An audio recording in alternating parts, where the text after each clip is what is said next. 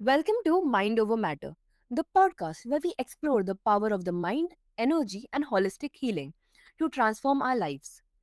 Today's guest is Leigh-Ann Larson, a serial entrepreneur, therapist, psychic, grief educator, and retreat leader. Her passion lies in helping people recognize their superpowers as energetic beings and integrate mind, body, and spirit for deep healing and transformation. Whether you're navigating grief, loss, emotional wounds, or simply looking to step into a more aligned and empowered life, today's conversation will give you the tools to connect the dots between your physical, emotional, mental, and spiritual well being. So, how do you use techniques like meditation, tapping, EMDR, and energy psychology to heal? How can we move through grief and loss in a way that fosters transformation instead of stagnation? So, let's explore. Leanne, you take a multidimensional approach to healing. Why is it so important to look at the whole self, physical, emotional, energetic, mental, and spiritual, rather than just one aspect of it? First and foremost, thank you so much for having me. And it's been such an interesting journey for me because my undergraduate studies were actually in physical education. And I studied exercise science, physiology and anatomy, biomechanics, all the things. And it led me into an interest in psychology, mostly because I noticed, I was actually a fitness instructor at the time, and I noticed a lot of my fellow fitness instructors were having problems with body image, eating disorders, and I didn't quite understand it. So I became fascinated with the psychology of one's connection to their body. And these were fit, healthy individuals. And what ended up happening was this exploration of psychology. And then when I did my own healing work around other issues, I became a Reiki master teacher. And it turned out I was also a psychic and a spirit medium. So there was this golden thread of connection that really was born out of my curiosity for wellness and health promotion.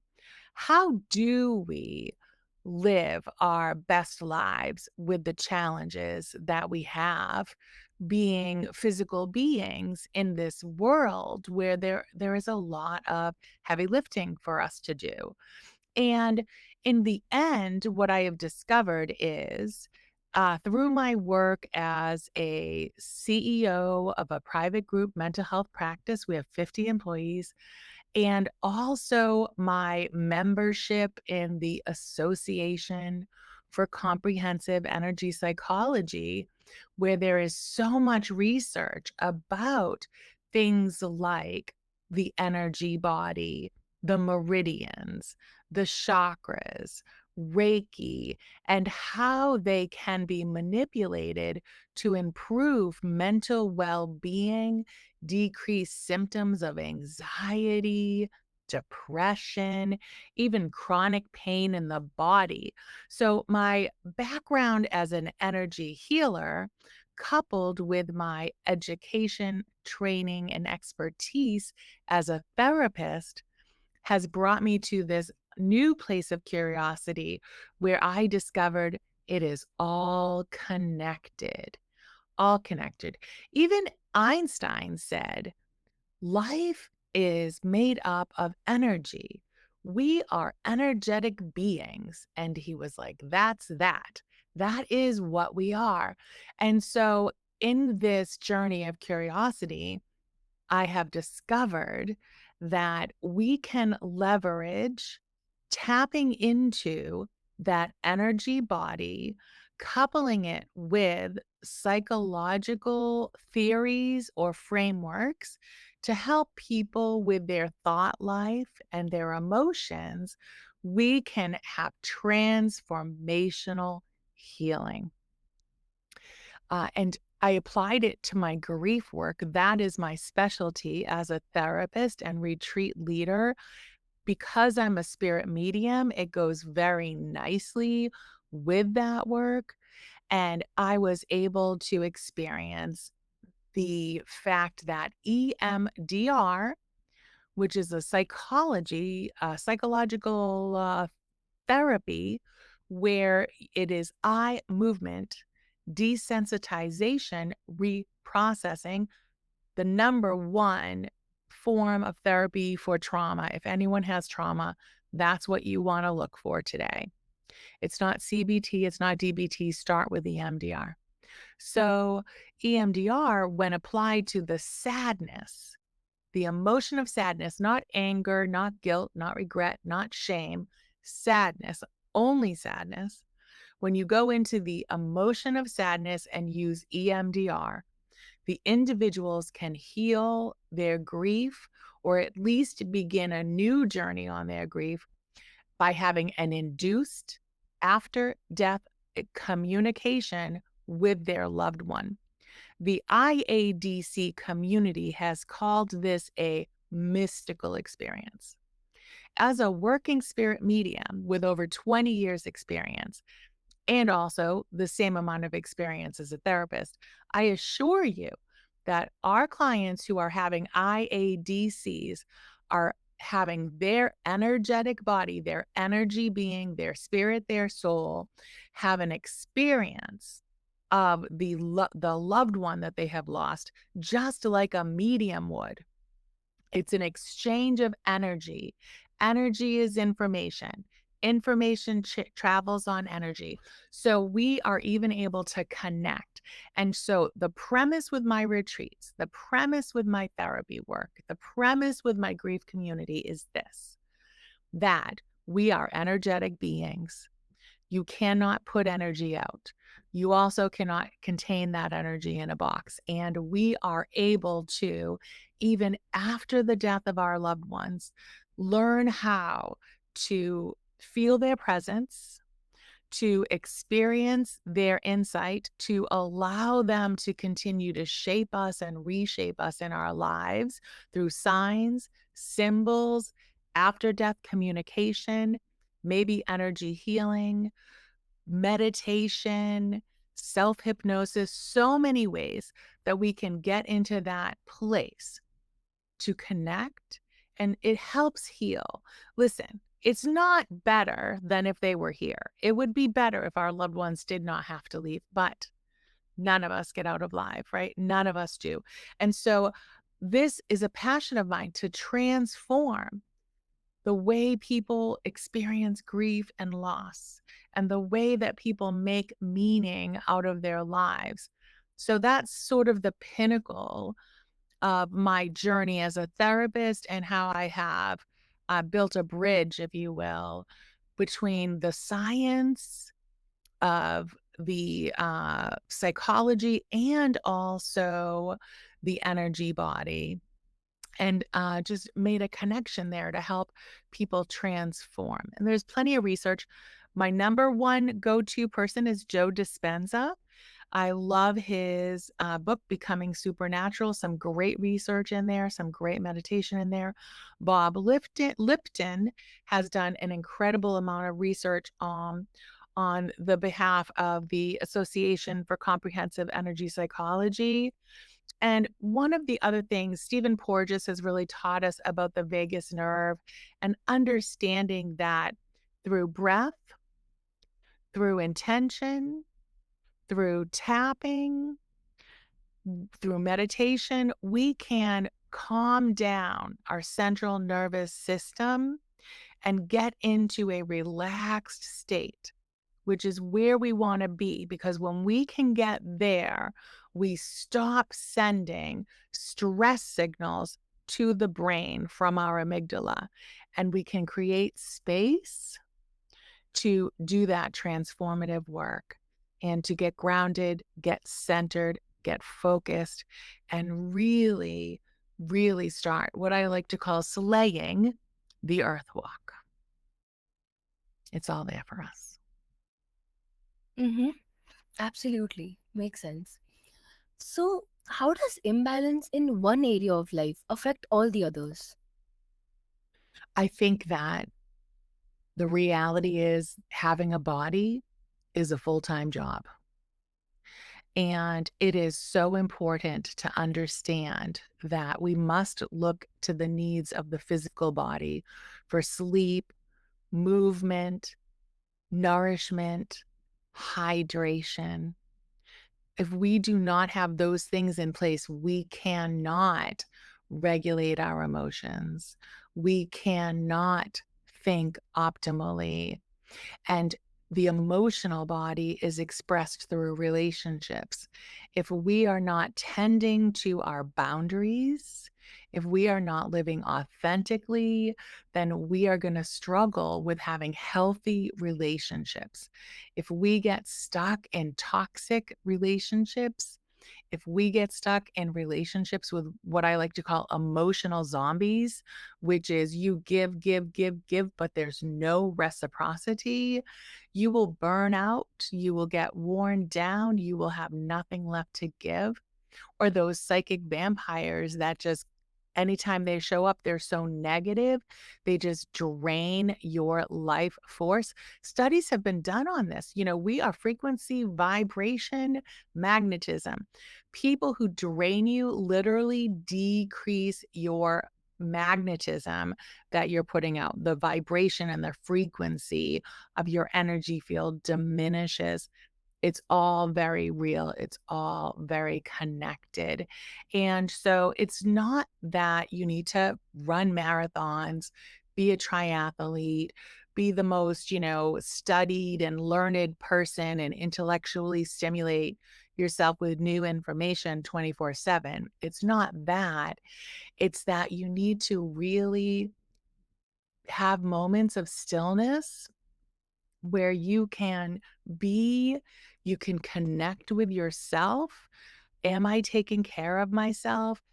How am I feeling in my body? What do my relationships look like? Am I burning out or am I taking enough downtime for vacations and rest? Do I have one day during the week where I can just breathe and be? Am I filling my body with food as medicine or am I putting toxic chemicals into my body? All of these things are going to impact all of the dimensions of life. Listen, we take our bodies everywhere we go, and we are impacted by who we speak to, what we see, what comes out of our mouth, what goes into our ears, the beauty that is around us or the lack of beauty, the fresh air or the chemical filled. It's all interwoven. And anything that we can do that is going to allow us to just be in the presence of kindness, love, gentleness, authenticity, whatever that means to you. See, this is the beautiful thing of it. We are all so different. We are all so connected to each other and the environment in unique and precious and different ways that there's no formula. It is really why we need to make sure we do have time set aside for journaling or meditation or quiet cups of tea and conversation with people that we can be vulnerable and authentic with. And it all affects everything else. There's no compartmentalizing your human experience as much as you might want to. Mm-hmm. That's so powerful. When we focus on just one part of ourselves, we are often missing the bigger picture of healing. The bigger picture of healing. Can you just clarify that question for me a bit? Mhm. No, I was just saying that what you said was so powerful. Like when we focus on just one part of ourselves, we often miss the bigger picture of healing. Oh, yes, the bigger picture, right? And, I don't really know why. I don't know why there are so many struggles. I don't know why humans are actually the most incredible, resilient, striving, creative, transformative, powerful beings. I don't know why we need to be that way to do this life and do it in a way that at the end of the day we feel we've done it well, because it's a journey, isn't it? And I don't I don't even know when I realized that to be human and to really, I'll say it again, slay the earth walk means to be someone who is able to take ownership of those wounded parts, those shadow parts, those hurts, and step out of victim mode and step into being their own hero. But I really do believe that that is what this journey is all about, is realizing that we have all that we need within us, and we need a lot. We need a lot, and we need ways to tap into everything that's in us to overcome those obstacles that are on all around us, right? And I call that external locus of control. There's a lot of things out there that can really push us around, toss us around. I like the picture of like a little rowboat on the ocean being tossed asunder. But we have this anger inside of us. I call it our divinity, our energy body, our higher selves, God consciousness or divine intelligence, whatever you would want to call it. And the reality is that this life demands that we figure out how to do that so that we can heal. Humans are here for healing for sure, but I don't know why. Mm-hmm. Absolutely. So you use tapping, EMDR, and other energy psychology techniques in your work. How do these methods actually help people process emotions and trauma? Great question. I need to tell you that I have said to my husband, I think I'm working myself out of a job because EMDR, we'll use that one for example, is so effective. It is so powerful. It is so transformative that clients get better much more quickly than in a traditional talk therapy. You know, I have like a humanistic sort of feminist approach to the talk therapy. And of course, we include CBT. Those clients, and I haven't been in the world of EMDR that long. So those clients who I had been traditionally just mostly doing talk therapy and, meditative type things with, we're definitely not on the path of, oh, wow, Leigh-Ann, I think we can reduce our sessions as quickly as a new client that comes in now for EMDR. It's a much more briefer need for regularly scheduled appointments, every other week, that kind of thing. They still may come in for, oh, this went on or this came up or, oh, I wanted to not, but it's just a different experience. So the way it works is it affects your amygdala in your brain. Your amygdala is what sends off stress hormones. And when we expose the memory to eye movement desensitization reprocessing, EMDR, through the optical nerve, what happens is you're thinking about a memory, you're moving your eyes, your brain stem, the amygdala, where it's in the back of the brain on the right and the left, it stops sending stress hormones when it normally would.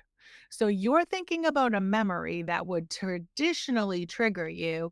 The triggering is actually chemical. People think it's their emotions or the memories. It's actually the chemistry that shoots you into a panic attack or freezes you in your place or starts the tears or the depression. So the memories are up, but because you're doing the EMDR, your stress hormones are not. And so you're able to stay in the space of your memories, exposing the memories while your amygdala is relaxed and calmed down. And therefore, you can hold space for those memories. They are shifted from the traumatic part of the brain to the part of the brain that actually has a sense of control, great executive functioning, confidence, problem solving.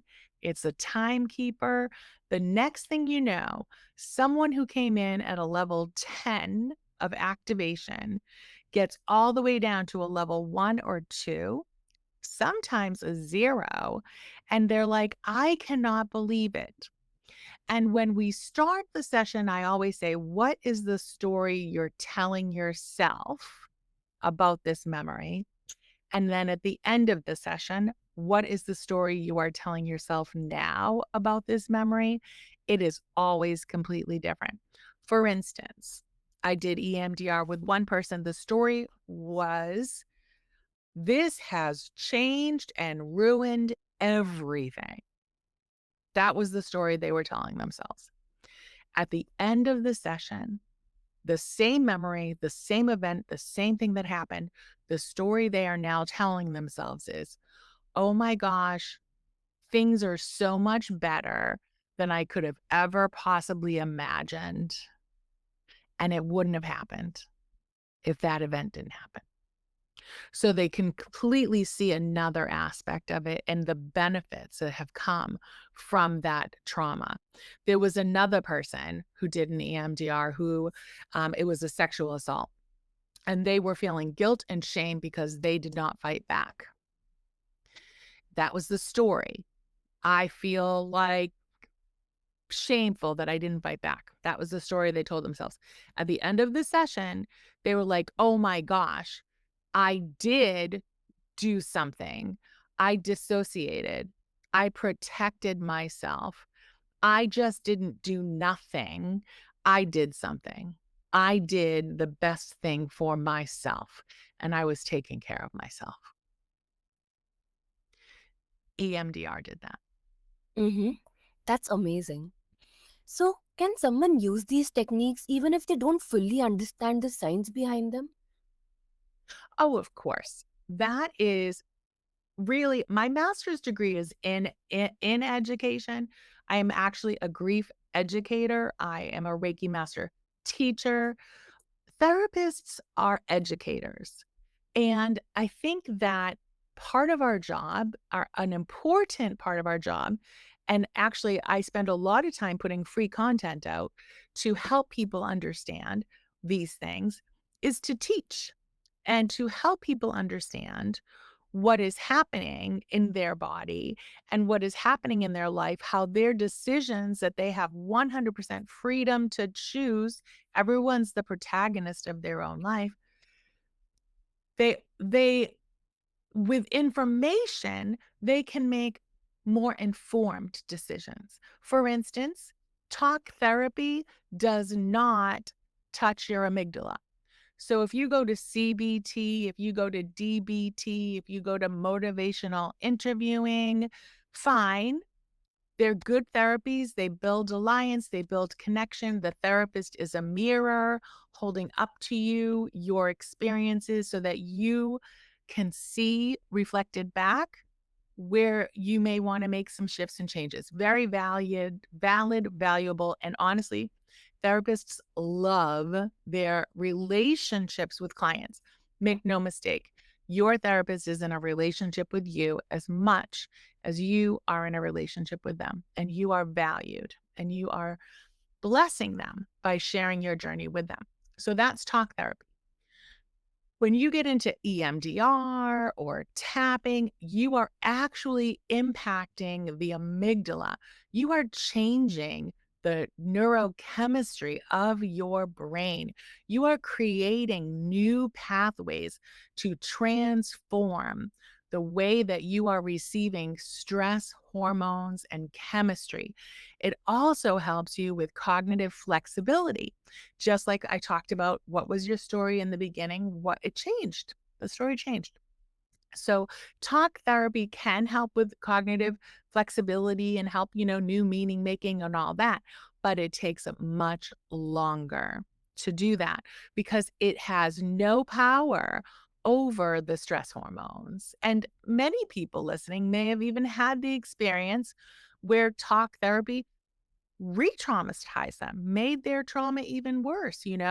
I know that I personally have a childhood history of trauma, and unfortunately, none of this existed, or at least in the realm of the person that I saw, for double-digit years. And let me tell you, I got way worse before I got better. It was the good old-fashioned, psychoanalysis, pull your life apart from the ground up. And believe me, look at it made me a therapist, right? So I must have liked it enough, but it was painful. Part two of probably why I'm so passionate to get the word out about energy psychology protocols and how they can really help shift. Uh, Specifically for grief with my particular population, but that is not to say that other people cannot benefit from it as well. Mm-hmm. I love that. It's not about believing in magic, it's about using proven tools that help us shift on a deeper level. Absolutely. This is not magic. This is, I mean, well, unless you can take ownership of the fact that you are supernatural, which you are, then we can say that it's just a natural extension of your supernatural ability to really just heal your life. It's just beautiful. It's just beautiful what we're learning about the human body and how it can really help with the human condition. Mm-hmm. Absolutely. So, grief is something we all experience, but so many people feel stuck in it. How can a holistic approach help someone move through grief in a transformative way? I think that what I was speaking to earlier, identifying yourself as an energetic being and understanding that your loved one is also an energetic being and they have not gone anywhere. They are still energy. And that can be demonstrated to you through mediumship if you wanted to go to a medium, or you could have your own IADC experience with them, or you could get into a meditation practice. I offer a grief community on Zoom every Monday night. I'd be happy for you to check it out. It's under my personal website, which is Leigh, Leigh dash Ann, ANN dash Larson, LARSON.com. And I have an energy and eternity newsletter that's free. And I do a free talk every month on grief. This month, I talked about ambiguous loss, which is grief that maybe isn't the death of a person, but it could be the ending of a relationship, a health issue, maybe an addicted child, a friend that just ghosted you, so many things, right, that we grieve in life. So I really encourage you to get those resources. I also have a certification program for people who want to be holistic grief coaches. And it's wonderful because we do a weekend retreat for launch and we have a retreat in Costa Rica for capstone. And it's just wonderful. So I'm always taking names for that for my wait list to get a cohort together for my next certification program. So all of these things that I do point to the fact that our spirits, our souls are energetic, and you don't put that light out when the body passes. That light lives on. And we have learned that we can tap into and communicate with that essence, that energy. And, my job is just to help people do that and hold space for them, educate them. Sometimes my role is to be a medium and not a therapist. Some people come to me for that, and that's great too. Whatever I can do to help people on their healing journey, I'm available for that. I love that. That's so amazing and helpful. Leanne, this conversation has been incredibly enlightening. You have shown us that healing is more than just treating symptoms. It's about integrating the physical, emotional, mental, and spiritual aspects of who we are. And to our listeners, if you are on a healing journey, remember this: you are not broken, you are evolving. Healing isn't about fixing yourself, it's about reconnecting with the power that has always been within you. You can connect with Leigh-Ann Larson and explore more about her work. And remember, you are energy, you are light, and you have everything you need to heal and thrive. Until next time, stay open, stay curious, and trust the process.